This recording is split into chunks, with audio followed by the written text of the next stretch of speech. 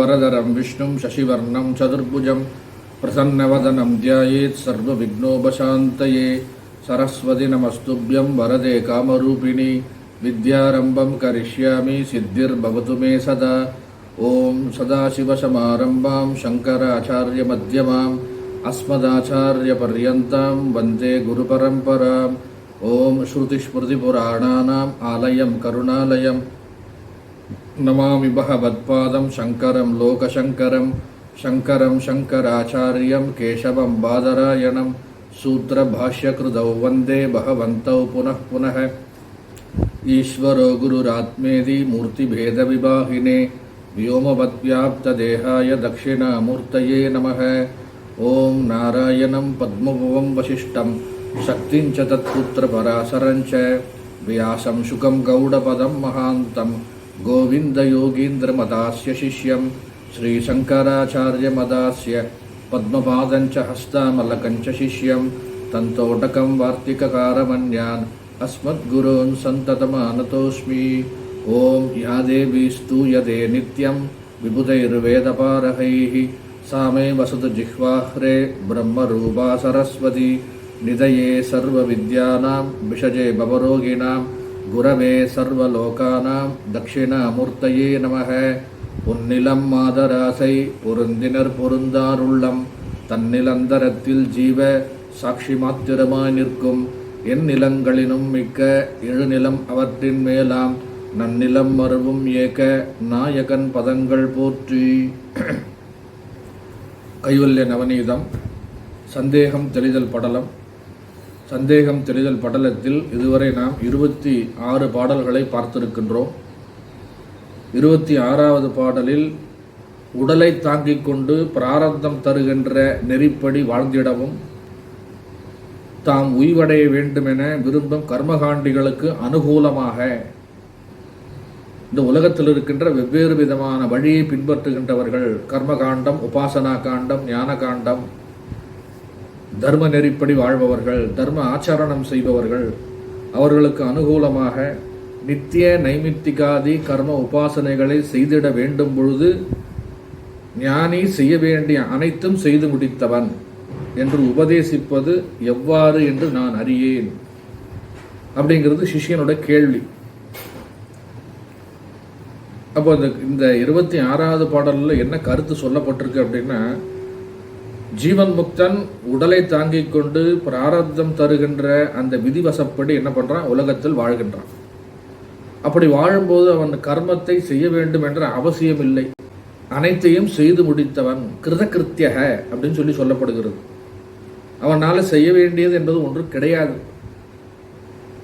அப்படி இருக்கும் பொழுது அவர் என்ன பண்றாரு, செய்ய வேண்டியது ஒன்றுமில்லை என்றாலும் உலக நன்மைக்காக, லோக க்ஷேமத்திற்காக, லோக உபகாரமாக தாம் உய்வடைய வேண்டும் என்று விரும்புகின்ற மற்ற ஜீவராசிகளுக்கு, மற்ற ஜீவர்களுக்கு என்ன பண்றாரு அப்படின்னா, உறுதொழில் செய்திடவும் அப்படின்னு ஒரு வார்த்தை போட்டிருக்கு.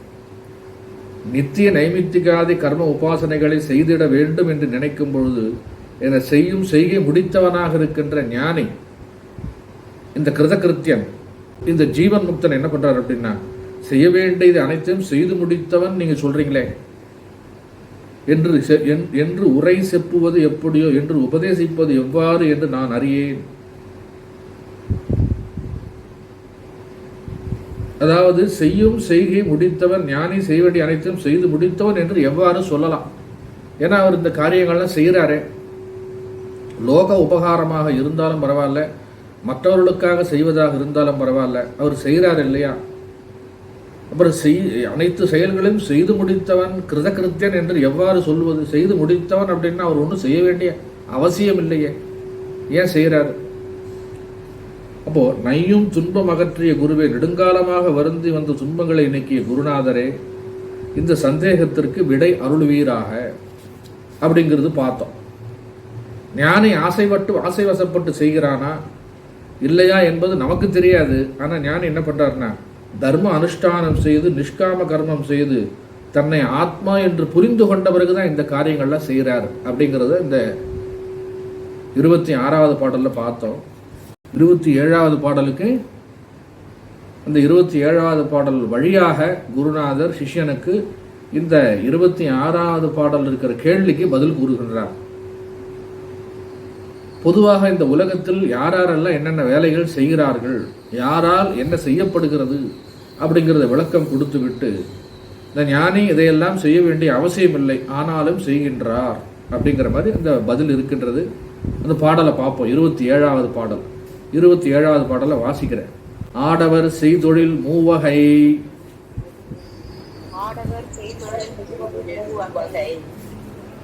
ஆகும் அவித்தை வசத்துரு நாள்,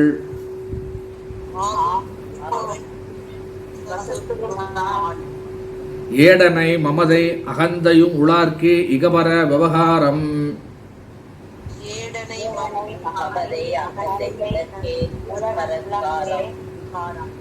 வீடு அணுகுவம் எனும் இச்சை உளார்க்கே,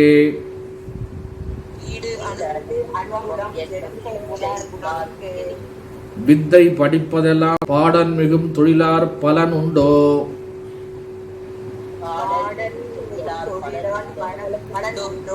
பரிபூரணமானால். வாசிக்கலாம். தத்துவ ஞானம் அடைவதற்கு முன்னே அஞ்ஞானத்தின் வசமாய் ஒழுகும் காலத்தில் உலகோர் செய்யும் தொழில்கள் உழவாதி, யக்ஞாதி, ஸ்ரவணாதி என மூவகைப்படும். இவற்றில் போகத்தில் இச்சையும் தேகத்தில் நான் என்னும் அபிமானமும் உடையவர்களுக்கே இகலோக விவகாரமாம். சொர்க்காதி போகத்தில் இச்சை உடையவர்களுக்கு யக்ஞாதி விவகாரமாம். மோட்ச இச்சை உடையவர்களுக்கு ஸ்ரவண மனநாதிகள் செய்யத்தக்கனவாம். தத்துவ ஞானத்தினால் பிரம்ம வடிவமாய் பரிபூரணமாய் விளங்குவாராயின் அத்தகையோருக்கு இகலோக பரலோக சாதனங்களால் அடையத்தக்க யாதொரு பயனும் இல்லை. புத்தன் செய்ய வேண்டியன யாவும் செய்து முடித்தவன் ஆவான். இப்பொழுது நாம் இந்த உலக விவகாரங்களை எல்லாம் விட்டுட்டு சிரவணாதி மனநாதி நிதித்தியாசனங்களை எல்லாம் செய்ய வருகின்றோம். எப்பொழுது உலக பந்தம் போகிறது, 60 வயசு இல்லை 70 வயசு ஆனால் தான் நமக்கு என்ன வருது அப்படின்னா, காசிக்கு போகலாம், தீர்த்த கஷேத்திராடனம் பண்ணலாம், எங்கேயாவது கோவில் குளங்களுக்கு போகலாம், எல்லாம் போதும் விட்டாச்சு, குழந்தைகளுக்கெல்லாம் செட்டில்மெண்ட் பண்ணியாச்சு, இனிமே எந்த விவகாரமும் வேண்டாம் அப்படிங்கிற மனநிலை வருகின்றது. ஆனால் சாஸ்திரம் என்ன சொல்லுகின்றது? இதுக்கெல்லாம் வயதே கிடையாது என்று சொல்லுகின்றது. அறிவுதான் முக்கியம் என்று சொல்லுகின்றது. அப்போ இல்லறத்தில் இருப்பவர்களும் இதை செய்யலாம், துறவரத்தில் இருப்பவர்களும் செய்யலாம், பிரம்மச்சரிய ஆசிரமத்தில் இருக்கிறவங்களும் செய்யலாம், மற்ற இன்னொரு ஆசிரமமாக இருக்கின்ற பிரம்மச்சரிய கிரகஸ்தம் வானப்பிரஸ்த ஆசிரமத்தில் இருக்கிறவங்களும் என்ன பண்ணலாம், செய்யலாம் என்று சொல்லப்படுகிறது. இப்போ ராஜரிஷி அப்படின்னு சொல்லக்கூடிய அந்த காலத்தில், வேத காலத்தில் ஒருவர் இருந்தார், ஜனக மகாராஜா. அவர் சன்னியாசி அல்ல, உலகத்தில் இருந்து கொண்டே ராஜ பரிபாலனம் பண்ணிக்கொண்டே என்ன பண்றார் அப்படின்னா, அவர் வேதாந்த பாடங்களையும் பயின்றிருக்கின்றார், வேதாந்த விசாரமும் செய்திருக்கின்றார். அப்போ உண்மையிலேயே மோட்சம் என்பது சந்நியாசத்தினாலா அல்லது ஞானத்தினாலா அப்படின்னு சொல்லி பார்த்தோம்னா, ஞானத்தினாலதான் மோட்சம். யாக்ஞவல்கியருடைய வரலாறை எடுத்துக்கிட்டோம் அப்படின்னா, கொஞ்ச காலத்திற்கு பிறகு அந்திம காலத்தில் அவருக்கு நிறைய சொத்துக்கள்லாம் இருந்தது. அந்த சொத்துக்களை எல்லாம் மனைவிமார்கள் 2 பேர் இருந்தாங்க, கார்கி, மைத்ரேயி அப்படின்னு சொல்லி.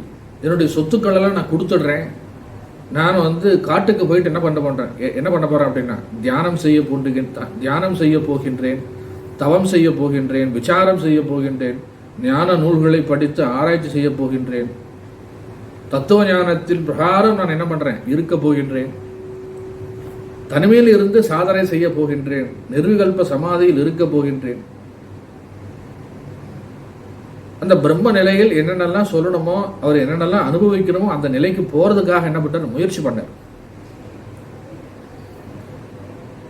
அப்போ ராஜரிஷி சன்னியாசி அப்படின்னு சொல்லி பார்க்கும் பொழுது, கிரகஸ்தன் சன்னியாசி அப்படின்னு சொல்லி பார்க்கும் பொழுது, சன்னியாச வாழ்க்கை எதற்காக, இந்த ஜீவன் முக்த நிலை எதற்காக அப்படின்னா, சந்நியாசம் சிரவணம் குர்யாத், வைராக்கியம் இருந்து கடமையை துறந்தவன் சன்னியாசி.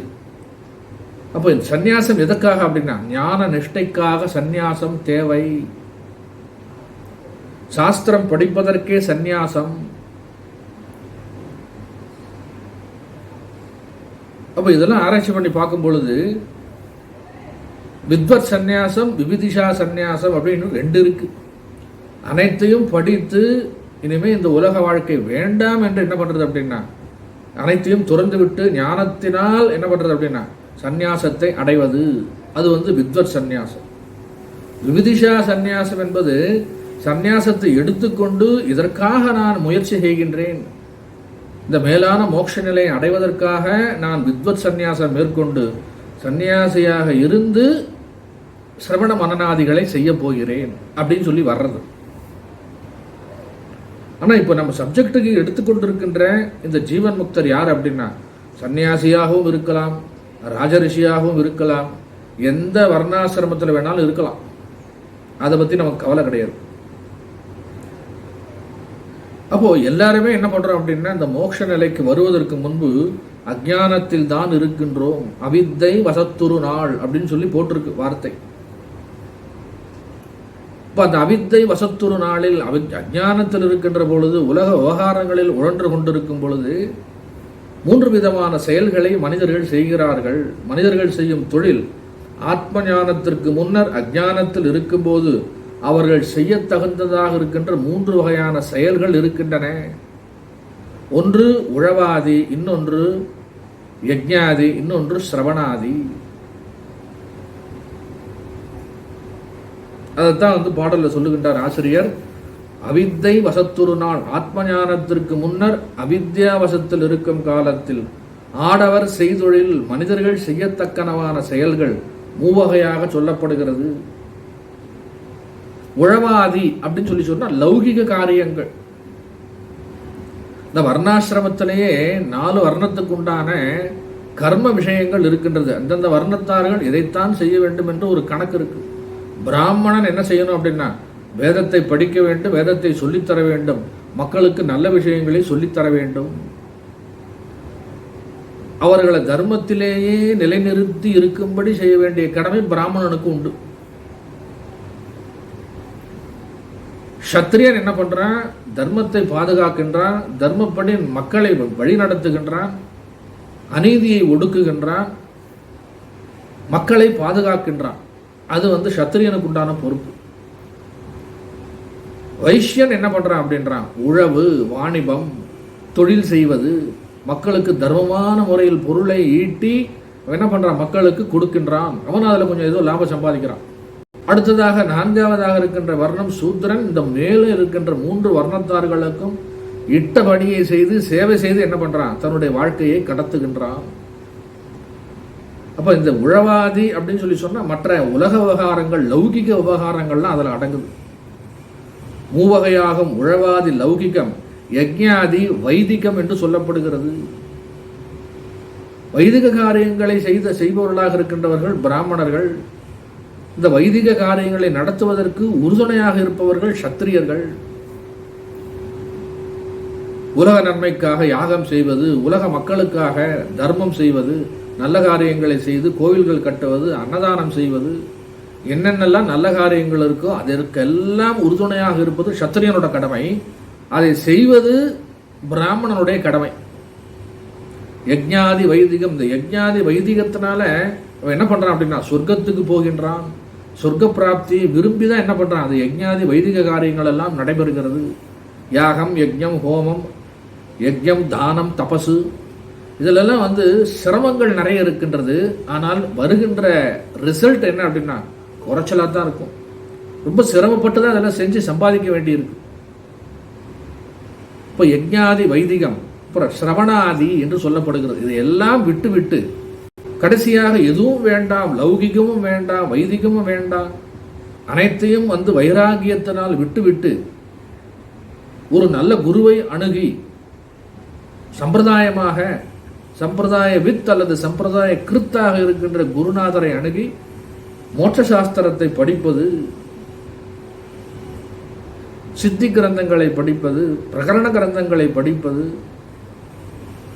பாகவத புராணம் படிப்பது, என்னென்னலாம் இருக்கோ அதெல்லாம் ஆரம்ப காலத்திலிருந்து என்னென்னலாம் நம்ம தொடர்ந்து படித்து அதை மேல்நிலைக்கு வரணுமோ அதெல்லாம் வந்து குருநாதர்கிட்ட என்ன பண்ணுறோம், படிக்கிறோம். அதுதான் என்ன சொல்லப்படுகிறது, சிரவணாதி, கல்வி, கேள்வி என 3 விதமாக சொல்லப்படுகிறது. ஆடவர் செய்தொழில் மூவகையாகும். பொதுவாக இந்த உலகத்தில் 3 விதமாக இந்த விஷயத்தை பிரிச்சிடலாம் அப்படின்னு சொல்லப்படுகிறது. மக்களை 3 விதமாக பிரித்து விடலாம். ஆடவர் செய்தொழில் மூவகையாகும். ஏடனை அவற்றில் அனுபவிக்கும் ஆசையும். ஏடனை ஏஷனாத்ரயம் அப்படின்னு சொல்லி படிச்சிருக்கோம் நம்ம. ஏஷனை அப்படின்னு சொல்லி சொன்னா ஆசை, அனுபவிக்க வேண்டும் என்கின்ற விருப்பம், சம்பாதிக்க வேண்டும் என்கின்ற விருப்பம், அதை எப்படியாவது பெற வேண்டும், உலக விஷயங்களை பெற வேண்டும் என்கின்ற விருப்பம்.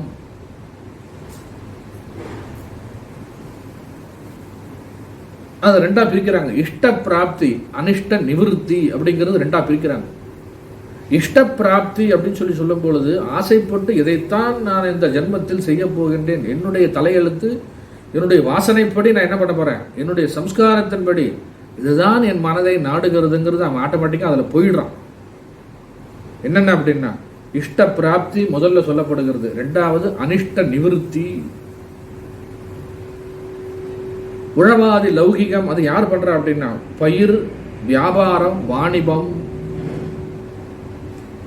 ஏடனை அப்படின்னா அவற்றில் அனுபவிக்கும் ஆசையும். இதையெல்லாம் இந்த உலகத்துல நான் சம்பாதிச்சு வீடு கட்ட போறேன், கார் வாங்க போறேன், வாணிபம் செய்ய போறேன், ஏக்கர் கணக்கில் நிலம் வச்சிருக்கேன், இந்த மாதிரி விவகாரங்களே போபவர்கள் ஒரு வகையினர். அவர்கள்லாம் யார் அப்படின்னா இஷ்ட பிராப்தி என்று சொல்லப்படுகிறது. அவற்றில் அனுபவிக்கும் ஆசையும், குடும்பத்தில் எனது என்கின்ற பற்றுதலும். ஆக அவன் எப்படி இருப்பான் அப்படின்னா ரஜோகுண தமோகுண விருத்தி அதிகமாக காணப்படுகிறது. யாரிடத்துல அப்படின்னா இந்த இஷ்ட பிராப்தியாக அந்த வாக்கியம், இஷ்ட பிராப்தி என்ற வாக்கியத்திற்கு இணங்க செயல்படுபவன் யார் அப்படின்னா அவன் தான் உழவாதி. உழவாதி காரியங்களை செய்கின்றவன், பயிர் செய்பவன், வாணிபம் செய்பவன், மற்ற இன்னும் வியாபாரம், இன்னும் பணம் சம்பாதிப்பதற்கு என்னென்னலாம் இருக்கும் அதெல்லாம் செய்பவன். ஆக வர்ணத்தின்படி பார்த்தா அவன் யார் அப்படின்னா வைசியன், சூத்ரன், சத்திரியன் அப்படிங்கிறத வச்சுக்கலாம். சத்திரியனா அதுக்கு தான் ஆசைப்படுறான். பெருமை வேண்டும், கர்வம் வேண்டும், எனது என்கின்ற மமகாரம், அகங்காரம் எல்லாம் சத்திரியனுக்கு இருக்கேன். அப்போ ஏடனை மமதை அகந்தை உளார்க்கே. இந்த ஏடனை அகந்தை உளார்க்கே இகபர விவகாரம். இந்த இகபர விவகாரம் அப்படின்னா இந்த உலகத்தில் இருக்கின்ற ஆசையும் இந்த உலகத்தில் இருக்கின்ற விஷயங்களையும் அனுபவிக்க வேண்டும். செத்த பிறகு அவனுக்கு புண்ணியம் இருந்தா மறு உலகத்துக்கு அவன் போய் என்ன பண்றான் அப்படின்னா நான் சொர்க்கத்திலும் நன்றாக போய் வாழ வேண்டும், அங்கேயும் நல்லா ஏசியில தான் இருக்கணும், அங்கேயும் எனக்கு சுகபோகங்கள்லாம் இருக்க வேண்டும் என்று சொர்க்காதி விஷயங்களிலும் ஆசைப்படுபவன். இவர்கள்லாம் யாரு அப்படின்னா அஜ்ஞானத்தில் இருக்கும் பொழுது இவர்கள்லாம் இப்படி இருக்கின்றார்கள். இஷ்ட பிராப்தி. ஏடனை மமதை அகந்தை உளார்க்கே இகபர விவகாரம் அப்படின்னு சொல்றார். யஜ்ஞாதி உழவாதி இரண்டுத்துக்கும் லௌகிகம் வைதிகம் 2 வித்தியாசம் இருந்தாலுமே 2மே அனித்தியம்தான். சொர்க்கத்துக்கு போன பிறகு புண்ணியம்லாம் தீர்ந்த பிறகு மறுபடியும் அங்கிருந்து என்ன பண்றான், புண்ணியம் தீர்ந்த பிறகு பூலோகத்திற்கு பிறக்கின்றான், மறுபடியும் புண்ணியத்தை சம்பாதிப்பதற்கு. இப்ப ஏடனை சொல்லும் பொழுது இந்த உலக விஷயங்களில் அனுபவிக்கின்ற ஆசையும், மமதை என்று சொல்லும் பொழுது குடும்பத்தில் இந்த ஏஷனாத்ரயம் சொல்லும் பொழுது என்னென்ன படிச்சோம் நம்ம, புத்திரேஷனா, தாரேஷனா, வித்தேஷனா, சரீரேஷனா, லோகேஷனா, இந்த ஆசையை பற்றி எல்லாம் விவரமா நம்ம விரிவாக பார்த்து கொண்டே போனால் கொஞ்சம் கொஞ்சமா அது விரிவடைந்து பூதாகாரமாக செல்கிறது. முதல்ல தாரேஷனா மனைவி, அப்புறம் புத்திரேஷனா மக்கள், வித்தேஷனா செல்வம், சரீரேஷனா உடலை பற்றிய விஷயங்கள், லோகேஷனா. இதுல எல்லாம் என்ன நினைக்கிறான் அப்படின்னா இதெல்லாம் எனக்கு சம்பந்தப்பட்டது, எனது என்ற அகங்காரமும் நான் என்ற அகங்காரமும் எனது என்ற மமகாரம் இதெல்லாம் என்னை சேர்ந்தவைகள், எனக்கு சொந்தமானவைகள். அப்படிங்கிற அகங்கார விவகாரத்தோடு செயல்பட்டு கொண்டு இந்த விவகாரங்களில் ஈடுபட்டு கொண்டிருக்கிறார்கள். அதெல்லாம் யாருக்கு அப்படின்னா அகந்தை உளார்க்கே. உடலில் எனது என்றும் எண்ணமும் உள்ளவர்களுக்குத்தான் இந்த இகபர விவகாரம், இந்த உலகம் அல்லது மறு உலக தொழில்கள் செய்யத்தக்கனவாகும். யாராருக்கு என்னென்ன செய்ய வேண்டிய விஷயம் இருக்கு அப்படிங்கிறத விளக்கமா சொல்றார். யஜ்ஞாதி காரியங்கள்லாம் எதற்கு செய்கிறார்கள் இந்த உலகத்தில் இருக்கிறவங்க அப்படின்னா, யஜ்ஞாதி வைதிக உபாசனைகள், மந்திரம், தியானம், ஜபம், பாராயணம், இது எல்லாமே புண்ணியம் சம்பாதிக்காக தான் பண்ணப்படுகிறது. இந்த வைதிகமாக இருக்கின்ற விஷயங்களும் புண்ணியம் சம்பாதிக்கத்தான் செய்யப்படுகிறதுன்னு சொன்னாலுமே அதெல்லாம் என்னது அப்படின்னா, அது அந்த அது அது தீர்ந்த பிறகு மறுபடியும் நம்ம என்ன பண்ணி ஆகணும், நிறைய விஷயங்களை செஞ்சாகணும். மோட்சத்திற்காக செஞ்சா பரவாயில்ல, மனசாந்திக்காகவும் மற்ற விஷயங்களை பூர்த்தி செய்வதற்காகவும் இறைவனிடத்தில் ஏதாவது பிரார்த்தனை செய்து இது வேண்டும் அது வேண்டும், பொன் வேண்டும் பொருள் வேண்டும் அப்படிங்கிற ஒரு பிரார்த்தனைக்காக செய்யப்படுகின்ற பூஜை முறைகள், யஜ்யம், தானம், தபசு, இதெல்லாம் என்னது அப்படின்னா இரண்டாம் தரமானது, இஷ்ட பிராப்தி தான். யஜ்ஞாதி வைதிக உபாசனைகள் அப்படிங்கிறது எல்லாமே என்னது அப்படின்னா அகங்காரம் மமகாரம் உள்ளவர்களால் செய்யப்படுகின்றது. அவர்களுக்குத்தான் அது பொருத்தமானது. இதுவரை என்னது அப்படின்னா கர்மகாண்டம், உபாசனா காண்டம் என்று சொல்லப்படுகிறது. வேதத்தினுடைய கடைசி பகுதியாக இருக்கின்ற ஞான காண்டம் அப்படிங்கிறது அது யாருக்கு அப்படின்னா, இல்லைன்னா மூன்றாவதாக சொல்லப்படுகின்ற மனித வர்க்கம் போட்டிருக்கு இல்லையா, ஆடவர் செய்தொழில் மூவகையாகும் அப்படின்னு சொல்லி சொன்னான். மக்களில் இந்த மூன்றாவதாக செய்பவர்களும் இருக்கின்றார்கள், மூன்றாவது விஷயத்தை செய்பவர்களும் இருக்கிறார்கள். சிரவணாதி, ஞான காண்டம், கல்வி, கேள்வி, ஜபம், தியானம். இந்த அகந்தை அல்லது ஏஷனாத்திரயம், இந்த மமதை உள்ளவர்கள்லாம் எப்படி இருப்பாங்க அப்படின்னா ஜாதி அபிமானம் இருக்கக்கூடியவர்கள், இந்த உலகத்தில் சௌகரியங்களையும் விரும்புபவர்கள், சொர்க்காதிகளிலும் விருப்பம் உள்ளவர்கள். அவர்கள்லாம் என்ன செய்வாங்க அப்படின்னா யஜ்ஞங்களை செய்கிறார்கள். யஜ்ஞங்களை செய்து தேவர்களை பிரீத்தி பண்ணுகிறார்கள். அதனால் அவரை புண்ணியத்தை வச்சுக்கிட்டு என்ன பண்றாங்கன்னா இந்த உலகத்தில் வேண்டியதை அனுபவித்துக் கொள்கிறார்கள். அதுக்கு மேல அவங்க போறதில்லை. அப்போ மோட்சம் அடைய வேண்டும் என்ற ஆசை உள்ளவருக்கு அவர்கள் தான் என்ன செய்யறாங்க, ஞான நூல்களை கேட்பது, சிந்திப்பது, அப்புறம் அது தியானம் செய்து தெளிவடைவது என்றது செய்யத்தக்கனவாகும். இந்த மூன்றாவதாக சொல்லப்படுகின்ற சிரவணாதிகளை யார் செய்கிறார்கள்னா இந்த மோட்சம் அடைய வேண்டும் என்ற முமுட்சுக்கள் செய்கிறார்கள். அதுதான் போட்டிருக்கு, வீடு அனுகுவம் என்ற இச்சை உள்ளார்க்கே, மோட்சம் அடைய வேண்டும் என்ற ஆசை உள்ளவர்களுக்கு வித்தை படிப்பதெல்லாம். யாராக இருந்தாலும் பரவாயில்ல, பிரம்மச்சரிய ஆசிரமத்திலிருந்து வந்தாலும் பரவாயில்ல, கிரகஸ்தாசிரமத்திலிருந்து வந்தாலும் பரவாயில்ல, வானப்பிரஸ்தாசிரமத்திலிருந்து வந்தாலும் பரவாயில்ல, சந்நியாசாசிரமத்திலிருந்து வந்தாலும் பரவாயில்லை, எனி அதர் ஆசிரமம். யாக்ஞவல்கியர் கிரகஸ்தாசிரமத்தில் இருந்தவர், அவர் பிராமணன். ஜனக மகாராஜா சத்திரியர், அவரும் கிரகஸ்தாசிரமத்தில் இருந்தவர் தான். அஷ்டாவக்ரர், அஸ்வபதி, இவருடைய எல்லாம் வேதகாலத்து ரிஷிகளையும் வேதகாலத்து ராஜாக்களையும் அரசர்களையும் எடுத்துக்கொண்டோமானால் எல்லாரும் அந்தந்த ஆசிரமத்திலிருந்து யஜ்ஞாதி உழவாதி காரியங்களை செய்து கொண்டிருந்தாலும் அவற்றையெல்லாம் ஒதுக்கிவிட்டு சிரவணாதி விஷயங்களையும் செய்திருக்கிறார்கள். அப்படிங்கிறதுக்கு இதெல்லாம் சாட்சி உதாரணங்கள். வீடு அனுபவம் எனும் இச்சை உள்ளார்க்கே, மோட்சம் அடைய வேண்டும், முமுட்சுத்துவத்தை வளர்த்து கொண்டு அந்த வீடு அனுபவம் மோட்சம் என்பதும் என்னதுன்னா அது ஒரு ஆசைதான். ஆனால் அது இருக்கிறதுல என்னது அப்படின்னா உயர்வானது. வித்தை படிப்பதெல்லாம், ஞான நூல்களை கேட்டல், சிந்தித்தல், தெளிதல், நிதித்தியாசனம் இவர்களுக்கெல்லாம் செய்யத்தக்கது, பொருத்தமான, இவர்களுக்கு அது பொருத்தமானது. யாருக்குன்னா முமுட்சுக்களுக்கு.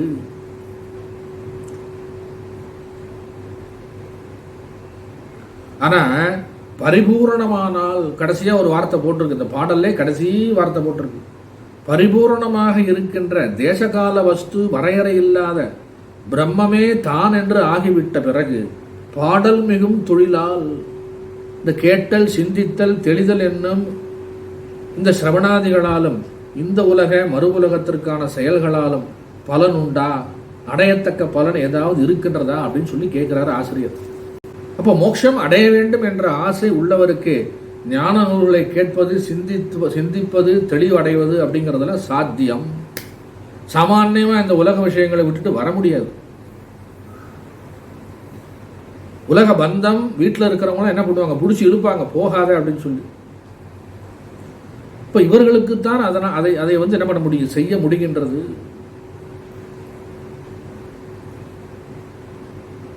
அப்படி செய்யலை அப்படின்னு சொல்லி சொன்னா என்ன பண்ணும் அப்படின்னா, மனது அலைபாய்கிறது. மற்ற உழவாதி யஜ்ஞாதி காரியங்கள் செய்கின்றவர்கள் இருக்கிறார்கள் இல்லையா, அவர்களால் இந்த காரியங்களை செய்ய முடியுமானா முடியாது. ஏன்னா அவங்களுடைய 90% ஆஃப் கான்சென்ட்ரேஷன் எங்கே இருக்குது அப்படின்னா அந்த மற்ற காரியங்களில் தான் இருக்குது. முதல்ல சொன்ன பார்த்தீங்களா, இஷ்ட பிராப்தி. இது என்னது அப்படின்னா அனிஷ்ட நிவிருத்தி. எல்லாத்தையுமே வேண்டாம் வேண்டாம்னு சொல்லி ஒதுக்கக்கூடிய டிபார்ட்மெண்ட் யார் அப்படின்னா இந்த கடைசியாக இருக்கின்ற முமுட்சுத்துவமுடைய ஆட்கள். அதற்கும் மேலாக பரிபூர்ண வஸ்துவான பிரம்மத்தில் நான் ஒன்றி அதுவாக ஆனால் பிறகு கேட்பது, பாடுவது, சிந்திப்பது என்ற சிரவணத்தாலும் இவ்வுலக மறு உலக செயல்களாலும் அடைகின்ற பலன் ஒன்றுமே கிடையாது. ஏன்னா பிரம்மத்தில் ஒன்றியாச்சு, மோட்சத்தை அடைஞ்சாச்சு, ஜீவன் முக்தராக இருக்கின்றோம்.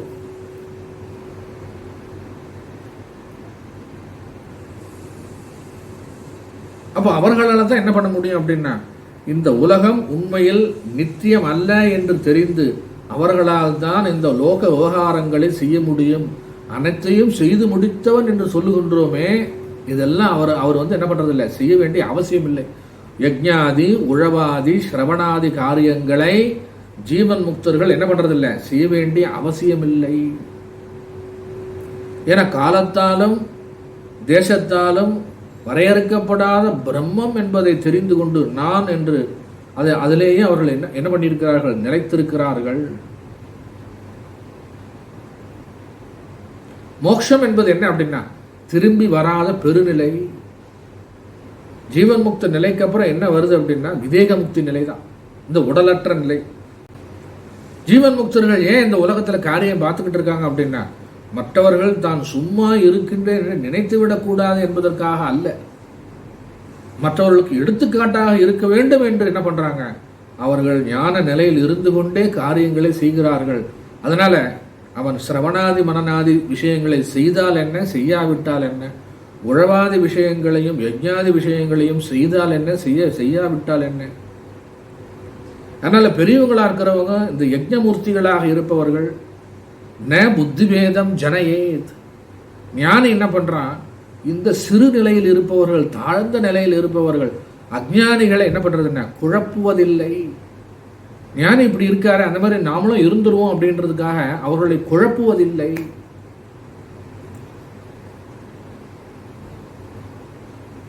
அவர்கள் குழப்பம் அடையாதவாறு அவர்களைப் போலவே இந்த ஜீவன் முக்தன் என்ன பண்றான், உலகத்தில் காரியங்களை செய்கின்றான்.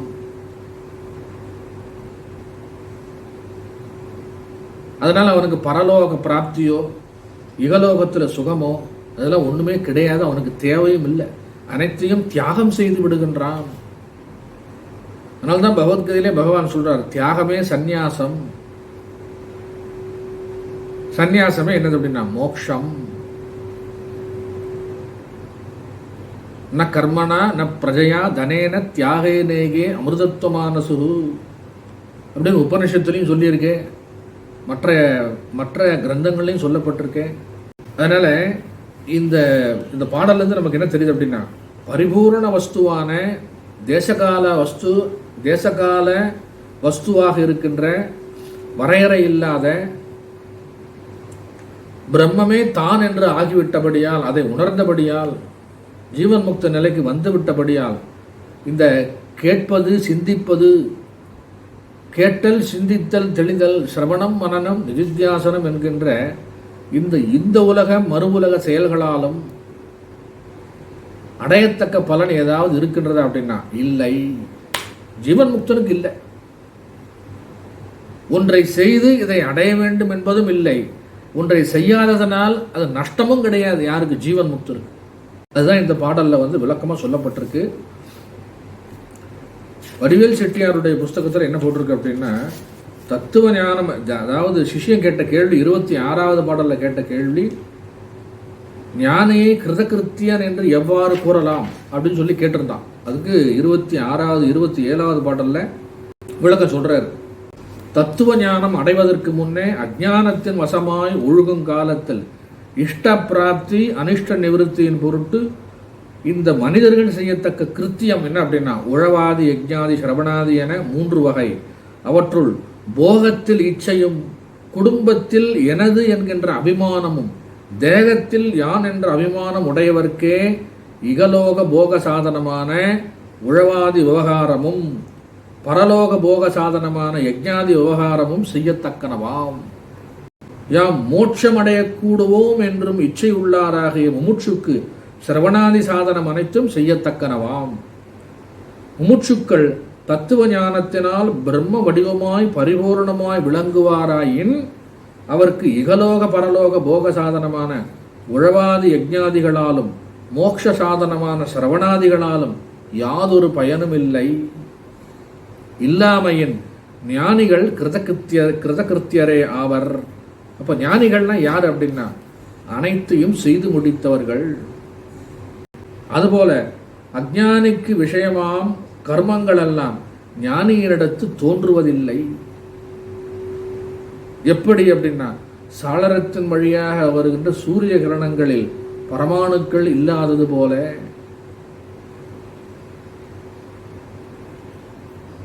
அதனால யாக உபாசனாதிகளும் அனுஷ்டிக்கத்தக்கனவாக ஞானிகளுக்கு கிடையாது. அவருக்கு பிரம்மானந்த சாட்சாத்காரம், பிரம்மானந்த விருத்தி இருப்பதனால் சிரவணாதிகள் என்னது அப்படின்னா செய்யப்பட்டனவே ஆகும். ஏற்கனவே சிரவணாதி எல்லாம் செஞ்சாச்சு, முடிஞ்சு போச்சு. அப்போ இகலோகமும் கிடையாது, பரலோகமும் கிடையாது, சிரவண மனனமும் கிடையாது. இதுவே என்னது அப்படின்னா கிருதகிருத்தியத்துவம் என்று வேதாந்த பரிச்சேதம் கூறுகிறது. சிரவணம் மனனம் நிதித்தியாசனம் ஒரு காலத்தில் செஞ்சு முடிச்சாச்சு, இன்னும் தேவையில்லை. அதனால அவர் என்ன சொல்லப்படுகின்றார், அனைத்தையும் செய்து முடித்தவர், அவருக்கு செய்ய வேண்டியது ஒன்றும் கிடையாது அப்படிங்கிறதை குரு என்ன பண்றாரு, சொல்லுகின்றார். இதையெல்லாம் நீ தெரிந்து கொண்டு ஊகித்து உணர்வாய் அப்படின்னு சொல்லி சொல்றார். அதுதான் அந்த பாடல். 27வது பாடலுக்கு விளக்கம் படிக்கலாம். தத்துவ ஞானம் அடைவதற்கு முன்னே அஞ்ஞானத்தின் வசமாய் ஒழுகும் காலத்தில் உலகோர் செய்யும் தொழில்கள் உழவாதி யஜ்ஞாதி ஸ்ரவணாதி என 3 வகைப்படும். இவற்றில் போகத்தில் இச்சையும் தேகத்தில் நான் என்னும் அபிமானமும் உடையவர்களுக்கே இகலோக விவகாரமாம். சொர்க்காதி போகத்தில் இச்சை உடையவர்களுக்கு யஜ்ஞாதி விவகாரமாம். மோட்ச இச்சை உடையவர்களுக்கு ஸ்ரவண மனநாதிகள் செய்யத்தக்கனவாம். தத்துவ ஞானத்தினால் பிரம்ம வடிவமாய் பரிபூர்ணமாய் விளங்குவாராயின் அத்தகையோருக்கு இகலோக பரலோக சாதனங்களால் அடையத்தக்க யாதொரு பயனும் இல்லை. அவ்வளவுதான், முடிச்சிருவோம். ஐயனே எனதுள்ளே நின்று அனந்த ஜென்மங்கள் ஆண்ட மெய்யனே உபதேசிக்க வெளிவந்த குருவே போற்றி, உய்யவே முக்தி நல்கும் உதவிக்கோர் உதவினாயேன், செய்யுமாறு ஒன்றும் காணேன் திருவடி போற்றி போற்றி. மூர்த்தியெல்லாம் வாழி எங்கள் மோன குரு வாழி, அருள் வார்த்தை என்றும் வாழி, அன்பர் வாழி பராபரமே. ஓம் சாந்தி சாந்தி சாந்தி. ஹரி ஓம்.